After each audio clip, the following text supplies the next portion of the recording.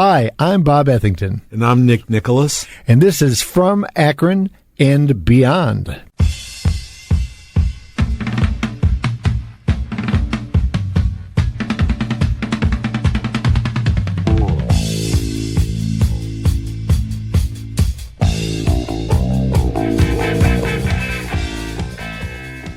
We are very excited about this episode.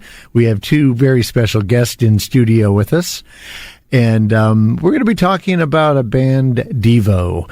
Have you ever heard of them? And one of the, terrific bands of their era. And on top of that, a band that came from Akron. And the connections are just, they remain very, very strong in our neighborhood, in our area here with these guys and with that band. But we have the two perfect people to talk about DEVO with. One is Jade Dellinger. He's the co-author with David Giffels of the book In the Beginning Was the End, DEVO in Ohio. This is a recent publication that's just come out, all about the early days of DEVO, how they were founded and how they started to record their first music, all the way really until the point where their first album comes out and they start becoming famous nationally and internationally. Now, another person that we have as our guest today is Mr. Bob Lewis. Bob Lewis was there from the very beginning. He was there before the beginning. Yeah. And on his contributions and involvement with the entire concept of DEVO and their aesthetic was absolutely key. And so to have him here today and kind of give us his take on things will be really great. So, hello, Bob. Hi there. Nice to be here. And Jade, good to see you. Thank you. Good to be here. Nick, how are you doing? I'm here. Let's talk about the book for a minute before we get into other personal reminiscences and what have you. Jade, as I understand, and you are a curator of the Bob Rauschenberg Gallery in and what is the university? It's in Florida. So it's Florida Southwestern State College, actually. Okay. And we're the Bob Rauschenberg Gallery. Okay. Bob Rauschenberg, Robert Rauschenberg, sort of seminal 20th century artist, was a local resident. He was a Lee County resident, lived on Captiva Island for the last 40 years of his life. He's actually a favorite artist of mine. I should come down there sometime. Amazing. We have some fun. Yeah. Check this stuff out. Yeah. But anyway, how did you're a Florida guy, right? Yeah, pretty much. Okay, so how did a Florida kid end up getting so deeply into the band DEVO? Well, for me, I was a little too young to have actually really experienced the Saturday Night Live thing in 1978 that many people talk about as being the first real exposure. Mm-hmm. But I was interested in skateboarding, actually, and in December of 1979, when I was about 10 years old, my parents got me a subscription, got me a Logan Earthski skateboard and a subscription to Skateboarder magazine. Okay. And DEVO by then had actually both befriended and become, celebrated by the skateboarding community. In their video in 1980, Freedom of Choice, the 8 skateboarders who were in that video are all now skateboarding Hall of Famers, as is the band. Okay, I didn't realize that. And when I received this subscription, the December 1979 issue of Skateboarder magazine had a feature on DEVO. Okay. And that's the best origin story of DEVO involvement I've ever heard. Yeah. The fact that you had a skateboard and your parents gave you and you open it up and they were on the cover, actually. Remarkably. Yeah. You're gone. And so I found, a copy of then the album, and of course MTV begins, and they're in heavy rotation on MTV. And with the album, one of the things that I found of great interest was that there was an order form, and the band was making available all of the things that they wore on stage and in the videos. And I remember that. Yeah. I bought I bought an energy dome for through mail order for $10 or something, and then in high school dances, I wore it to high school dances at Land O'Lakes High School. So it was interesting yesterday. Your presentation at the Summit County Library where you talked about the inspiration for the dome hat. Yeah, well, I think there are a number of stories that are a little contradictory. I think David spoke a little bit, David Giffels, about Jerry's version of the story, which is that he was the one who really kind of invented it, and that it was inspired by his time at the St. Patrick's School in Kent.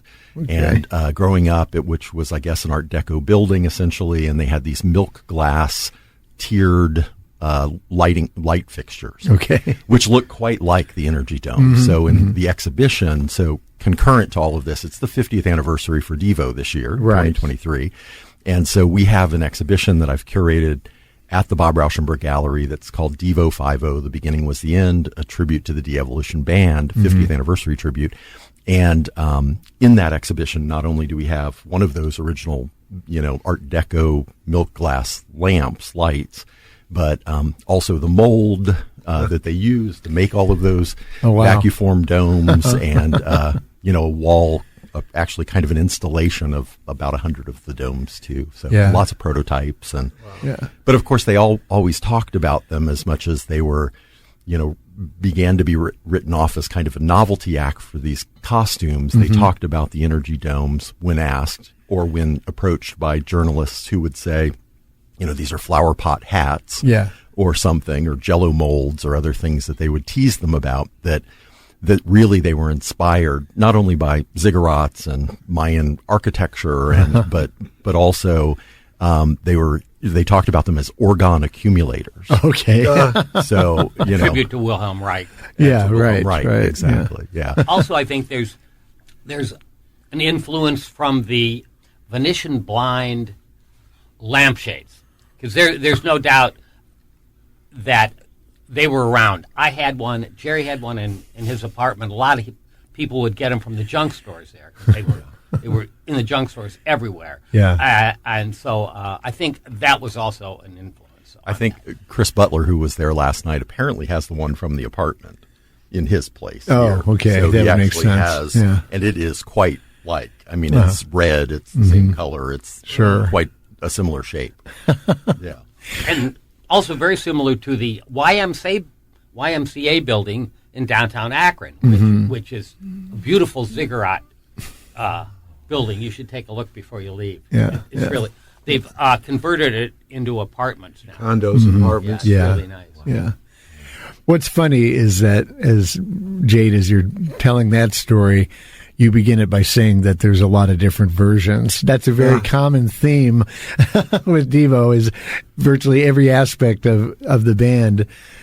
There seems to be different versions, different stories about, who actually came up with what or whatever. And yet another example of that. It was certainly a challenge in doing the book, but I think it becomes evident in the way that we were telling the story that, even if you put side by side several of these versions of the stories, which ones are kind of more correct, or which person sort of telling the story has the best memory of the event, So well, with Rashomon, weren't there seven versions in that? There's way more. Yeah. In DEVO. That's right.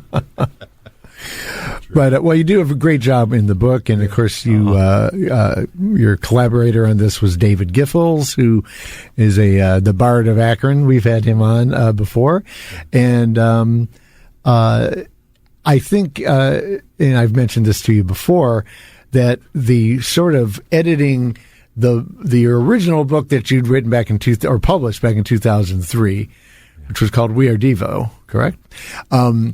That had gone out of print, and I think that you're revisiting this book and focusing on the Ohio years and the early years makes for a tighter and really fascinating narrative. Now, granted, I'm speaking as somebody that lives in Akron, so I'm just connected to all of the landmarks and buildings and individuals and old clubs that maybe are still here or not here anymore. And just, so much stuff rings bells that it's fascinating to read it. But still the story itself, I think, of DEVO in a way you could argue it does end where you ended in that book, in a sense. And so it's very well done, you guys. Good job. Thank you. Well, we certainly could not have done it had we not been entrusted by people like Bob Lewis to sort of tell his story and to give us this background that really, 25 years ago when I first brought Mark Mothersbaugh to Tampa to do an art project,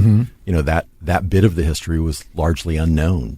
Bob Lewis was B. Lewis on B. Stiff, but nobody really knew or had spoken in depth about that history that he revealed and entrusted us with. So, and with the original book, I think as we were then later approached by the University of Akron Press, to sort of hone it. It's allowed us to include new material. So Mark Mothersbaugh, some of our exchanges in recent years to do with Jocko Homo specifically, we've included, and then Chuck Statler we had used secondary material. We decided that it was time, and Chuck really wanted us to interview him for this book, so we did. And I had done an interview with Iggy Pop some time ago, so we included some of the conversation with Iggy. He's always good for a good quote, Amazing, absolutely. But the original book actually is structured kind of conceptually too. It's in 3 parts, and so it's the head, middle, and tail, I guess, or the head, body, and tail, and so the tail could be lost ultimately in this new book. Really, we don't have that in section, which is about being in Los Angeles and sort of all the behind the music stuff. Sure, right. Well, and I think that 1970 to 1978 period, that's when DeVoe crawls out of the primordial ooze and emerges. But once it's out, when Ed Doran was at Kent in 1972 and 1973, he wrote a poem called, I believe, The Wyoming Operation, in which it starts something like, the Midwest supplies the margins with all this energy and talent, and then the East Coast and the West Coast suck it up. And once it's there, once DeVoe gets to California, then it's an entirely different process because it becomes Californicated, if you will. And Doran spotted that at the time. In fact, when he came to Kent, he likened the students at Kent were kind of like the Nez Perce Apaches, and because they were set upon by the locals and the authorities. And were resistant to the... Yeah, that's very interesting. Bob, you just said DeVoe, and I always said DeVoe. Harvey always said DeVoe. When did it become DeVoe? When it got to California and it got Valley spoke, and they got tired of correcting. So that, if all the people in California that are showing up at Mabuhay Gardens and stuff like that are going to call it DEVO, that's stuck. That's, they're not going to fight it. But if you hear somebody say DEVO, that means they were probably around in the early stages. Yes. Yeah. One thing in the book, and this will lead to Bob Lewis with some questions I have for you.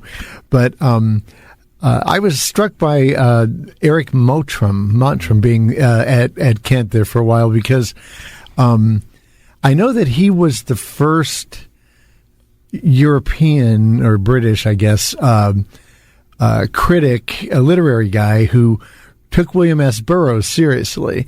He did the first major interview with William S. Burroughs in the mid-'60s, I think, that kind of made Burroughs accepted, because people didn't know what to make of this guy with Naked Lunch and, Soft Machine, etc. And I just thought it was funny. I had no idea that he ended up in Kent. Well, and that seems like a fitting connection. There is a sort of a Burroughs-DeVoe connection in a way. Burroughs wrote lyrics for DEVO that were never used. Oh, really? That we have in the exhibition. When he was in Lawrence. Lawrence, Kansas. Precisely, So there are these deep connections. I didn't know that. And Mottram was at Kent, I believe, 3 times. The first time in the 60s. I don't think Jerry and I weren't aware of him being there the first time, but the second time we were. and then he taught at King's College London. Yeah. And then he guest taught at Kent, but he also then became the editor of the Poetry Review, which was probably the leading poetry journal in England, and then got in trouble. And published Bob's poetry in the Poetry Review. Oh, wow. Yeah. Okay. And then he got in trouble because he was publishing too many Americans. Okay. And so he was replaced. But a fascinating guy, older guy, had been in the Royal Navy on a destroyer in the North Atlantic in World War II. Wow. And he adopted us pretty much. Jerry and I spent a lot of time. In fact, there was an art show in Youngstown about streamlining at the Butler.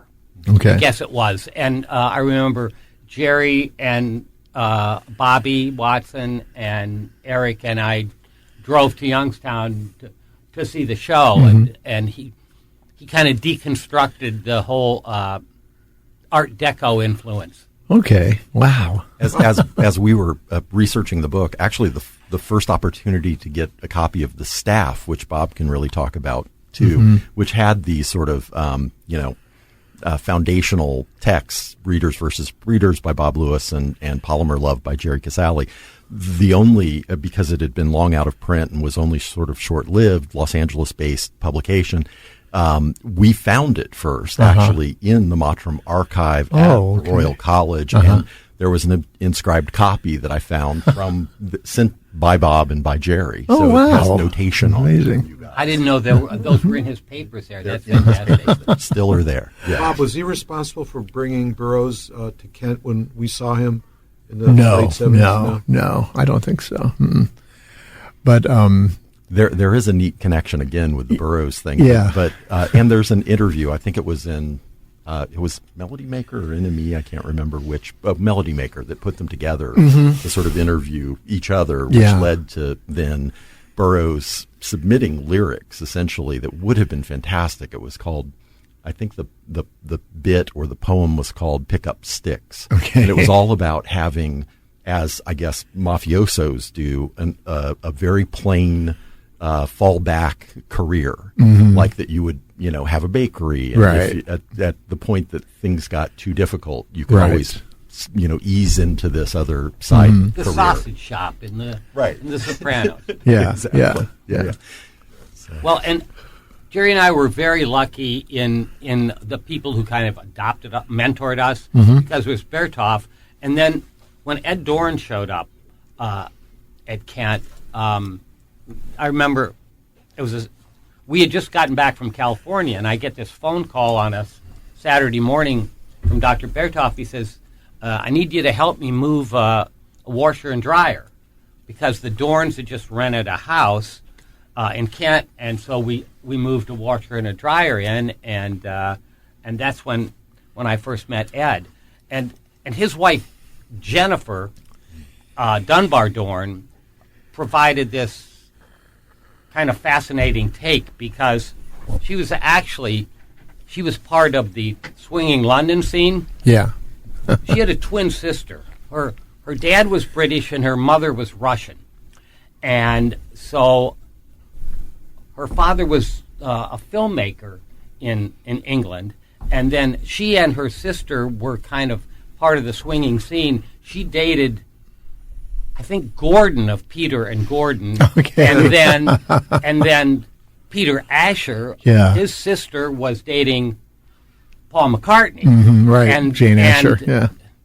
Jenny's older brother John, had an art gallery in London, and that's where John met Yoko. Yoko had her show, and so she shows up in Kent, and she's got she knows Marianne Faithfull and Mick Jagger and all these people from London, and we're kind of in awe, and they treated us like we weren't fools. They were extremely kind to us. Well, that's a key thing that comes through in the book is what a just absolutely vibrant artistic scene was happening at Kent at that time, and I don't think I think if you were there, but I don't know that a lot of people today realize just how vital that was and how amazing that was. Yeah. And for those who don't know who Ed Dorn is, by the way, I mean, he was a Black Mountain poet. Right, so yes. Connection with Rauschenberg. Rauschenberg was at Black Mountain. John Cage was there. Yeah, and Robert Creeley was there too for a while. Buckminster Fuller.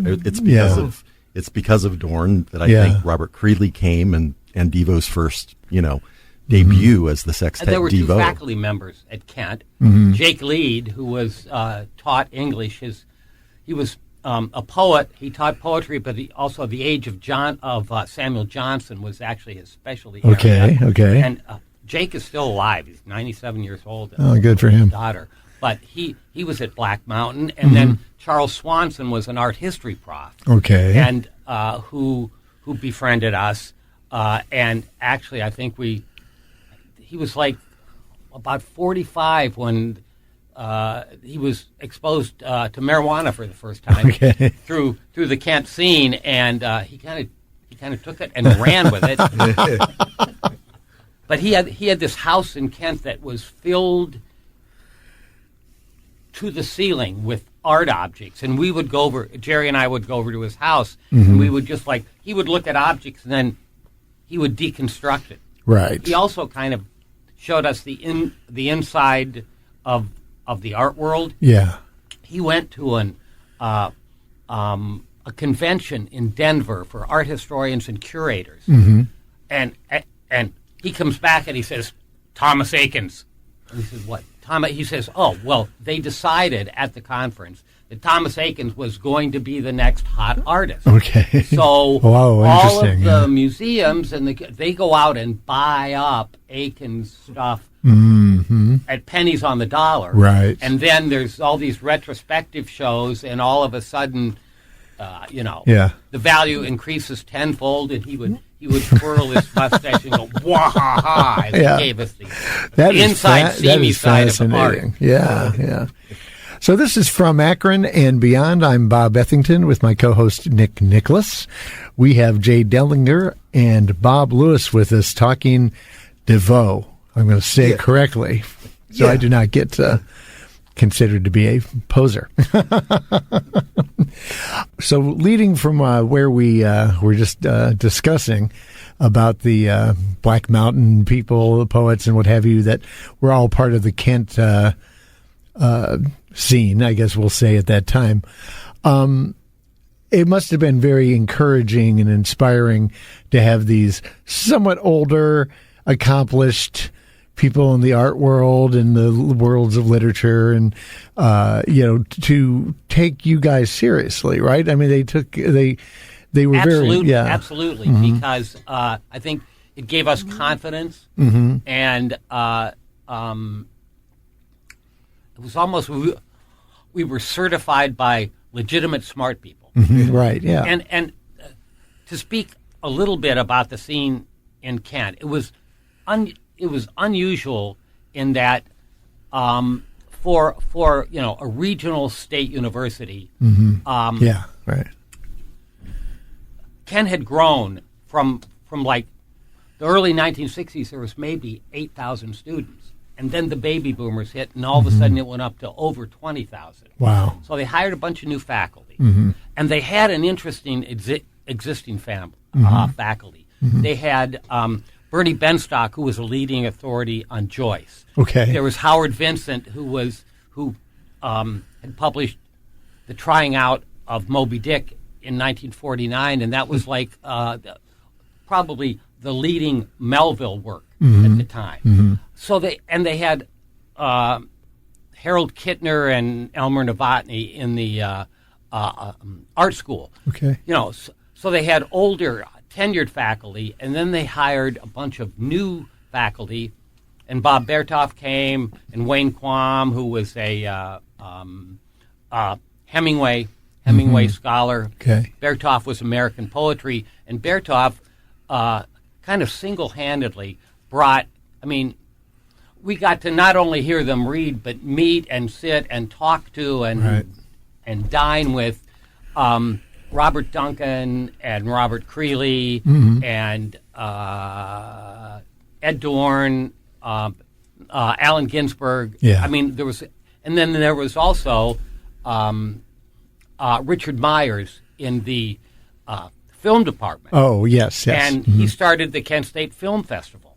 And so we were exposed to all of, from the Andalusian Dog to Pink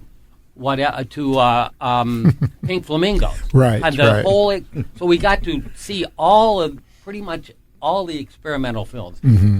Nosferatu and kind of German expressionist right, stuff. We got to see all this stuff and then have it explicated for us by people who knew what they were. Chuck Statler was a student in that, and that's where how he got started. And DEVO was on the bill with Pink Flamingos. Okay, yeah, right. Yeah. So having Bob Lewis on with us, I want to backtrack a little bit here and talk more specifically just about you. And one question that comes to mind is, you definitely come across like a polymath. I mean, you have so many interests and so many accomplishments. And I'm just curious, in your background, were you coming from music? Were you coming from poetry? Were you coming from art? Or were these things just all simultaneously happening? Well, I'm thinking back early, maybe 60s, mid 60s, whatever. Yeah, I always loved music. The first songs I remember the Tennessee Waltz by Patti Page. So that's probably early 50s, right? Stuff like that.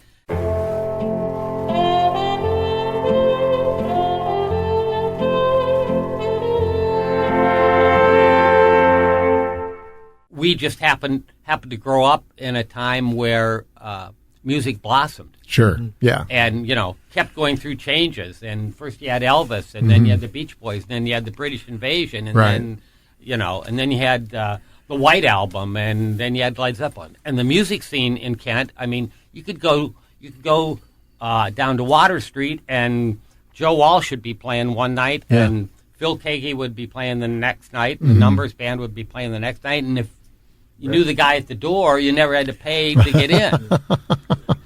So it was really remarkable. In fact, Walsh talks about it in an interview that he gave about. He was from Kansas, and then he went to the East Coast, and then he wound up in Kent, and got in the measles. Mm-hmm. And Joe had an ability to. He has some kind of math brain. Mm-hmm. He figured out how to play pedal steel guitar in one day. Which is that's crazy. Amazing. Yeah. I remember the measles had played one time, and we got snowed in at the measle house. Joe came over the next day, and this is I think Christmas of 1968 maybe, and the White Album had just come out. Okay. And he came over and played the White Album. He had learned the White Album in 3 or 4 days. Wow. So he's playing Dear Prudence, and it was just, really remarkable. So there was that music scene there. Mm-hmm. Yeah. Yeah. Jerry had a band in high school, and then of course he he actually played drums for the Numbers Band, not bass. Oh, okay. Because the drummer they had neglected to tell Bob Kidney that he was going on a family vacation, and all of a sudden they had no drummer. So Bob said, "Well, don't bother coming back. Right, because, we need a guy who's going to be there every night, or at least let us know." Right. Sure.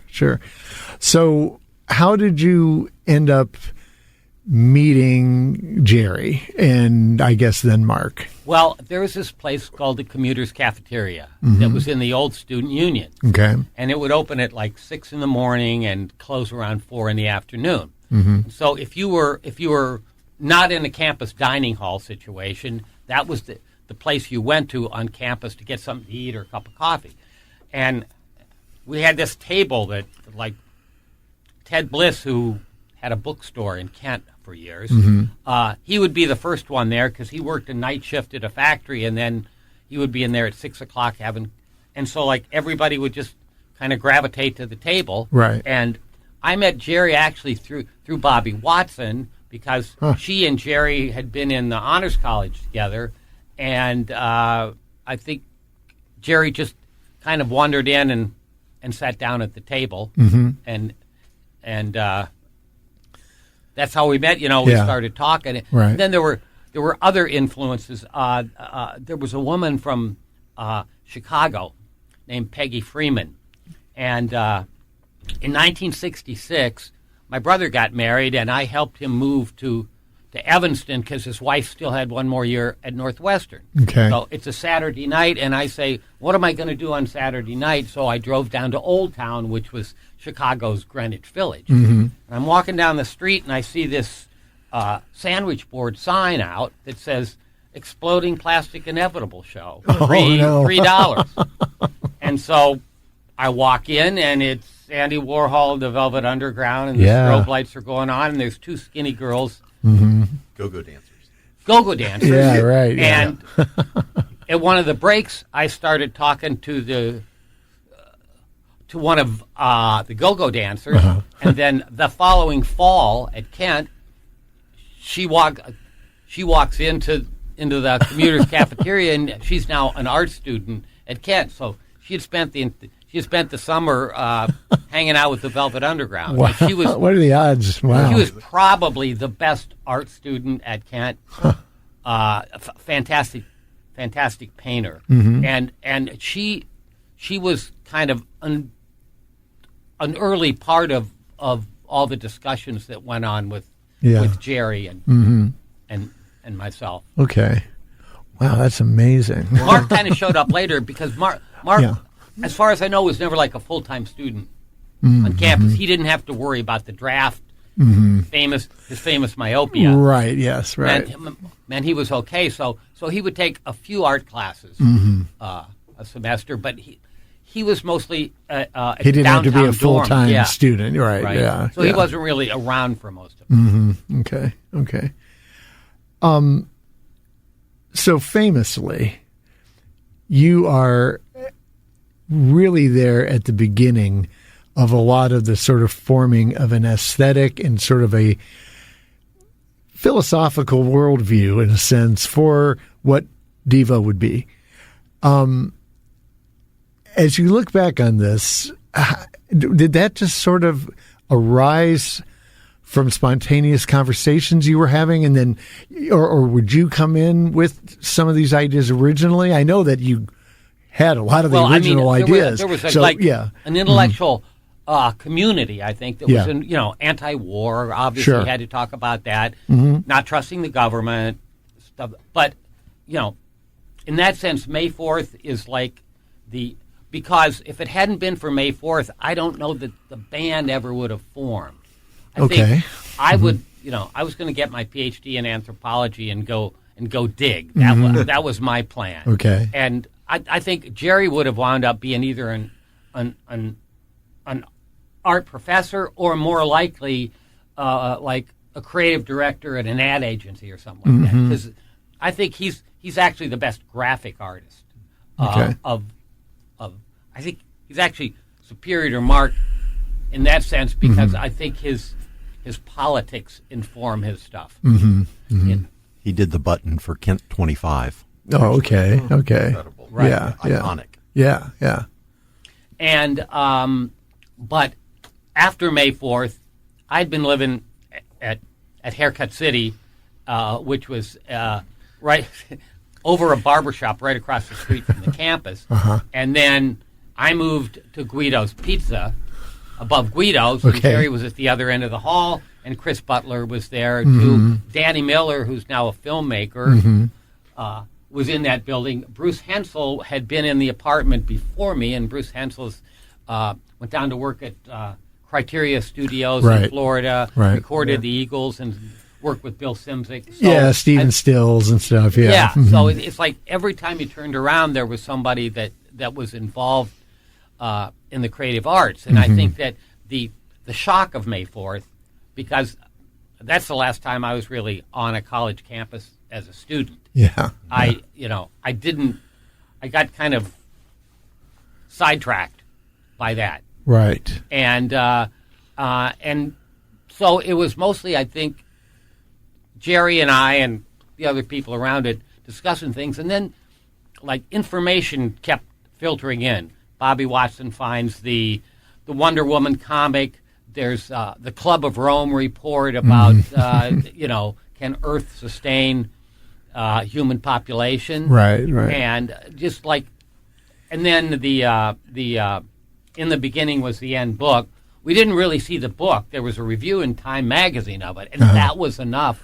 Like, it was another justification that we could hold up, say, look, this is what we're saying is happening, and here's another example. Right. And I think that if you look at the course of politics in the United States from 1970 to today, you really can find no other conclusion. Oh, yeah. And I do have a nagging concern in the back of my mind that if you subscribe to the multiverse theory, that at every juncture a decision is made, a separate universe moves forward. Right. Does that mean there are universes in which Jerry and I never got together and we didn't say DEVO, and those universes, things are going just fine? The government works. I don't think we can let Bob out of the studio because obviously he has a lot to answer for.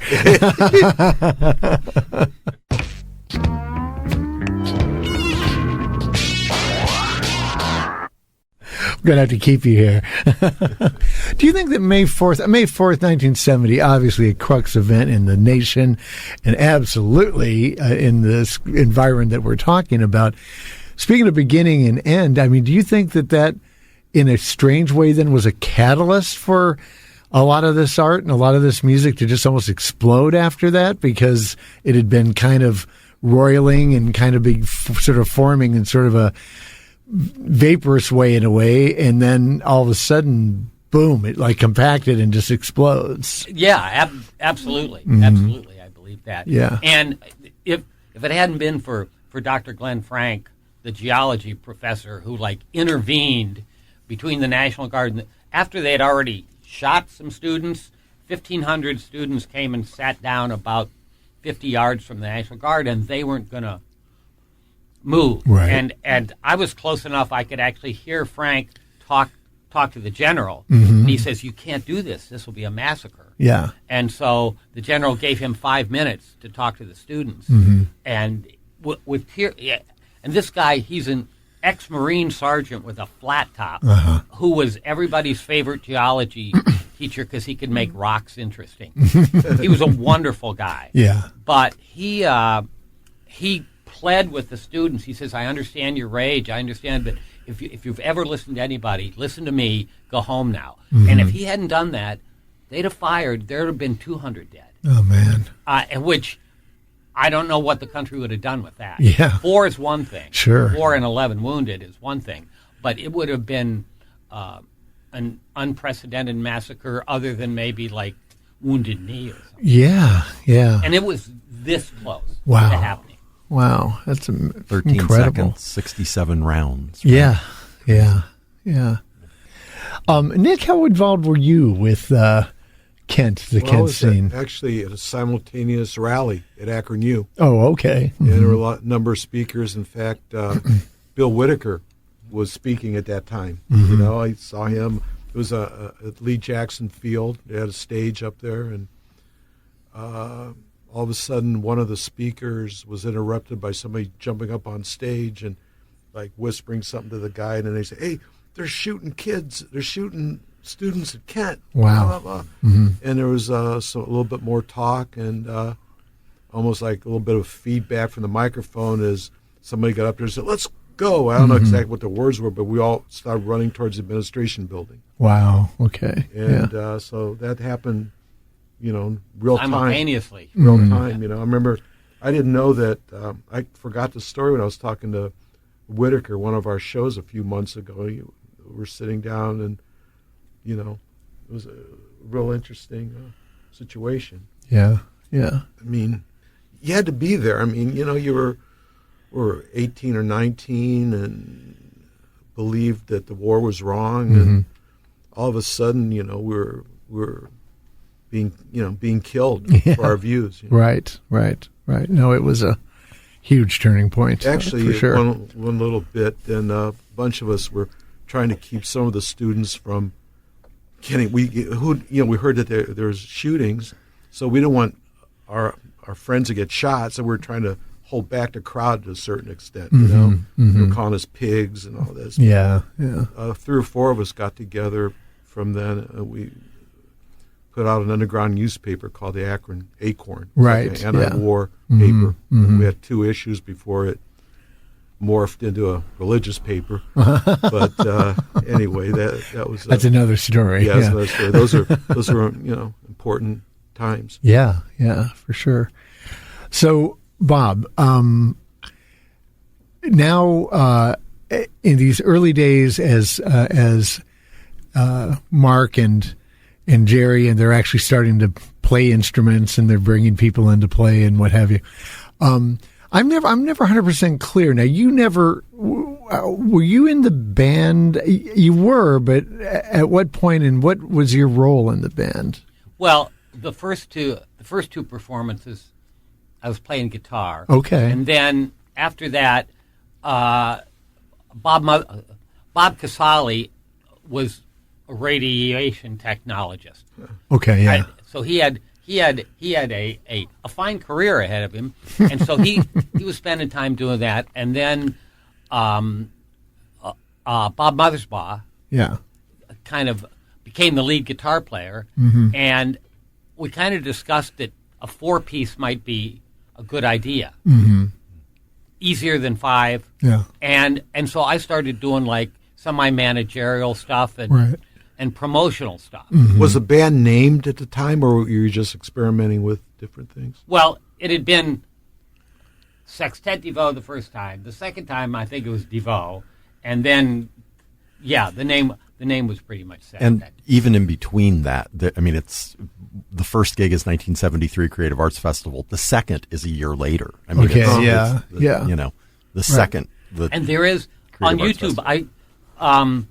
Somebody from California sent me a recording of the second Creative Arts Festival, which has a lot of the early songs on, and I put it up on YouTube, so it's actually available. And so that was the first time.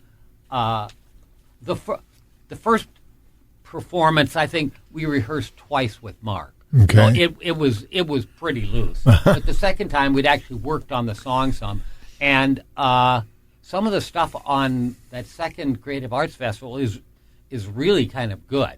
And it was before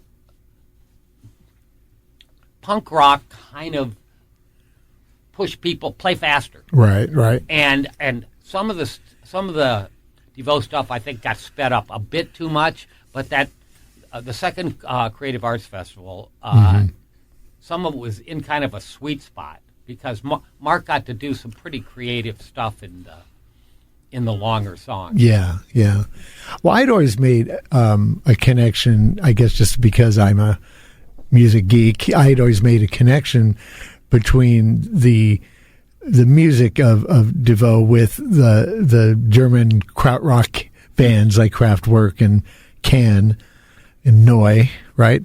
I'd never seen that really made explicit until the book, Jade, that they actually were hanging with those guys when they were recording in Germany. That was fascinating. Yeah. Well, and the first album's recorded at Connie Plank Studio, which is where all of that. So, yeah. And there's a story that Bob tells and Jerry tells too about missing the flight, and that the rest of the band, aside from Jerry, made their way to Germany, and without Jerry, they had kind of a jam session, which Mark still claims is recorded somewhere if he could find the tape, but that David Bowie was involved in that, and Holger Chuske, and of Can, and so we interviewed Holger for the book at the time originally too, and have had conversations with the Kraftwerk guys over the years about DEVO too. So certainly everyone was aware of each other. Sure, and, But in the so Bob, in those early days though with DEVO and the early performances, like you say, spaced out at times by as much as a year, if not longer, music was just I don't know if I want to say a small part, but it was just one aspect of a whole overall artistic and if I may say, like philosophical kind of project, right? Right. I mean, it could have gone in other directions. It didn't necessarily end up as music. Yeah, I mean, it was kind of an artist collective of sorts. Like, Jerry and I, and Bruce Hensel and Peggy Freeman, she took a film course, and so for her final project, Jerry actually was kind of the director, and it was, it was kind of a nonsense film, but it was kind of interesting. And then, Jerry was doing graphics. He did the graphic thing for like the May 4th medical fund. There was the human issue too. Yeah, the human issue and John Zabrucki contributed to that also, and I put some stuff Mark, in Jerry, and Mark. And of course there was Shelley's, so they were publishing his poetry journal as well. Right. And I think that had Chuck Statler not gone to Minneapolis, I wouldn't have been surprised if we might have had some film projects in the kind of the Akron period. Yeah. Because after May 4th, Jerry got a job in Akron. I was driving a meat truck in Akron for delivering to the carriage trade. I used to deliver to the Firestones, and Mrs. Buckingham of Buckingham Doodle would call every morning and order either a chicken breast or a fillet, and then I would deliver that to her house. It was a really fantastic, interesting job. Meat concierge. Yes, exactly. Right. So when we talk about these many 1 or 2 issue poetry magazines or flyers or all this different just random all over the place artistic little projects that happen that are all have a significance in this story. Now, Jade, is this stuff that you've collected? Do you have this stuff or does someone else have it all? I know someone that's archived this stuff. There's a lot that we've sort of brought together to make the exhibition that we have up currently. Right. But yeah, I too have collected a bit myself. Sure. Let me ask you a question, Jade. Yeah. And that is, how did you get a hold of me? Because we talked on the phone for like 10 years before we ever met. And so I was living in Akron and I get a phone call from Jade and he says that he's working on a book. And as we start talking, I realized that he had set lists from Max's Kansas City that had been written on the back of a placemat from the deli downstairs. He had stuff like that. And it was just, I realized that I thought I knew a lot about DEVO, and I was stunned. And he had documented all this stuff. Right. And Bob has an incredible archive as well, in terms of saving things, and of course, Mark is quite a pack rat. So Mark has deep archives also. So the materials in the world, it's been saved. Fortunately. But see, that's fortunate. I'm not comparing my musical career with DEVO, but I was in a band called Unit 5, and we were one of the Akron sound bands, that played the Bank and JB's and all that stuff. And there's so much stuff at the time that I wish I'd kept. So many cool flyers, so many cool little fanzine things that people would do that would maybe be 8 pages long or whatever, and one off, this is my new newspaper, and then there was never another one.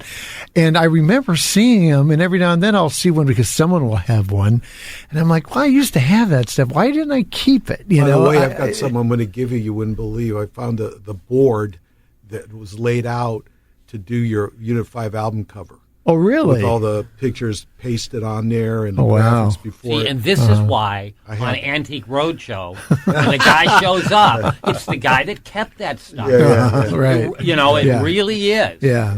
Mark kept everything. Walsh is that way too. Walsh has got like 250 echoplexes. I was going to say that. Like he bought all of those echoplexes, and it's in a warehouse, and so it's amazing. hold on to everything. Tell kids don't smoke, but hold on to everything. Right. So what I remember from that period when you said you moved to Akron, it was this, DEVO, you, and Bobby and Susan, and that was like the group, right? At 103 South Portage Path. Yeah. Mm-hmm. Yeah. A building was that the building that was owned by Mark's dad? No, that was 21 South Walnut. Okay. But 103 was owned by, I wish I could remember, Looney. I think his name was Looney. He was the sweetest guy, the nicest landlord, because those apartments were awesome. They all had a sunroom in front, and then a living room, and then there'd be like a kitchen and a hallway that would go back to 2 bedrooms and a bathroom. And what was great is because the bedrooms were at the back, the people downstairs or upstairs could be having a party and you could still sleep. Right, And it was like, I don't know, $125 sure, a month. Right. Yeah. Crazy thing like that. Split 8 ways. Yes. Yeah. Is that place, does that still exist? Yeah. It does. Okay. Still there. Okay. I was thinking of the address, and I was thinking it should still be there. Yeah. So interesting. Wonder if it's a place of pilgrimage for some people, like some other places in the Akron area tend to be. I remember when Bob Christgau came here to do the article on Akron, he spent as much time with Susan and Bobby as he did with anybody else. He was so fascinated by, their knowledge and their devotion. And talk a little bit about them. Well, Bobby had been around from the beginning. She was my girlfriend at the time, so we lived together over Guido's, and she had worked in the photography lab at Kent with a guy named David King, and another girl that worked there that was Chuck Statler's first wife. And unfortunately, I can't remember her name. So she got interested in photography, and she got a deal on a Nikon F1, I think it was. Before that, it was kind of like a Kodak kind of thing, and she got into photography. Plus, she was able to she could be in a place and not disturb it. She would be invisible, and she would be there taking photographs, and she knew all the songs, and she knew where all the high points of the songs were, so she would always know where to be looking to get the best photos.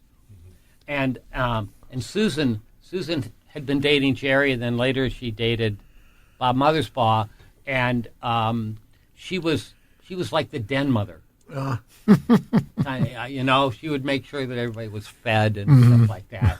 And she was a bold redhead, so she would walk up to David Bowie and say, "Here," grab him by the arm and put the cassette in his hand. That's the real story, how the tape got to Bowie. Yeah, right. Well, we have a lot more stories to get to, and so I think we have just happened upon yet another one of our two-parters, Nick. Yeah. We seem we're at the right time here to kind of take a little break, and we will be back with a part 2 with Bob Lewis and Jade Dellinger talking about DEVO, the history and the legacy.